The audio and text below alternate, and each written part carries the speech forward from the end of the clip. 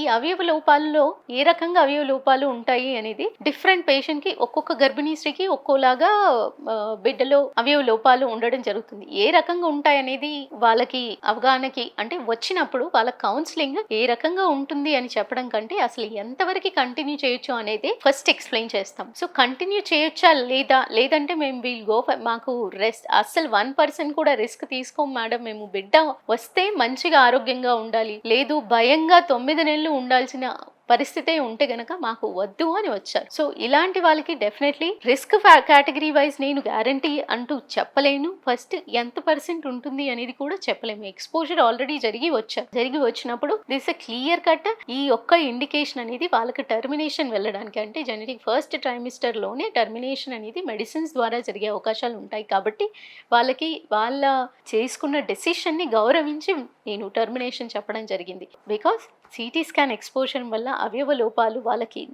4వ నెల తెలుస్తుందా, 8వ నెల తెలుస్తుందా, ఒక్కోసారి ఏంటి కొన్ని బవల్ అబ్నార్మాలిటీస్ అంటే పేగులకు సంబంధించిన అబ్నార్మాలిటీస్ అనేది మనకు డెలివరీ తర్వాతే చూడడం జరుగుతుంది. సో ఇవన్నీ కూడా మనం చెప్పలేము. కాబట్టి వాళ్ళకు మంచిగా కౌన్సిలింగ్ ఇచ్చిన తర్వాత ఎక్స్పోజర్ ని దృష్టిలో పెట్టుకొని కానివ్వండి, కంటిన్యూయేషన్ చేసి అంతవరకు మానిటరింగ్ చేస్తూ ఉంటే ఖచ్చితంగా డెలివరీ అయిన తర్వాతే అన్నీ క్లియర్ అవుతాయి అన్న విషయం వాళ్ళు తెలుసుకొని దాని ప్రకారం వాళ్ళు నిర్ణయం తీసుకోవడం జరిగింది. సో ఆ రకంగా వాళ్ళ ప్రెగ్నెన్సీ టర్మినేషన్ అనేది ఆ ప్రెగ్నెన్సీని చేయడం జరిగిందండి. సో ఈ ఎక్స్పోజర్ టైంలో కూడా మీరు ఈ పేషెంట్ చేసిన పొరపాటు ఏంటి అంటే, ప్రెగ్నెన్సీ ప్లాన్ చేస్తున్నప్పుడు ఫస్ట్ వాళ్ళకి చెప్పి ఉండాల్సింది, నేను ప్రెగ్నెన్సీ ప్లాన్ చేస్తున్నాను, ఈ విధంగా మాకు మధ్యలో ఓవ్యులేషన్ టైంలో ఉన్నాము, సో రెగ్యులర్ పీరియడ్స్ అనేది మీరు ఆ యూరాలజిస్ట్ కి చెప్పినట్టయితే, ఆ పేషెంట్ కనుక ఇంటిమేట్ చేసినట్టయితే దే వుడ్ హ్యావ్ సజెస్టెడ్, అంటే యూరాలజిస్ట్ వాళ్ళకి సజెస్ట్ చేసే వాళ్ళు ఏదైతే సేఫరో, అంటే అల్ట్రాసోనోగ్రఫీ మెథడ్ కానివ్వండి, స్కాన్ మెథడ్ కానివ్వండి,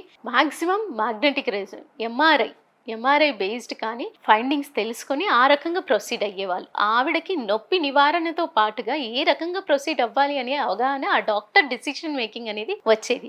ఈ పొరపాటు మీరు చేయకుండా ఏదైనా ఉంటే మీరు గైనకాలజిస్ట్తో కంప్లీట్లీ హిస్టరీ అనేది పూర్తిగా చెప్పండి. మీరు ఏ రకంగా ఉన్నారు ఏంటి అనేది చెప్తే చాలా వరకు ఈ ప్రమాదాలు అనేది నివారించవచ్చు. Thank you. నమస్తే.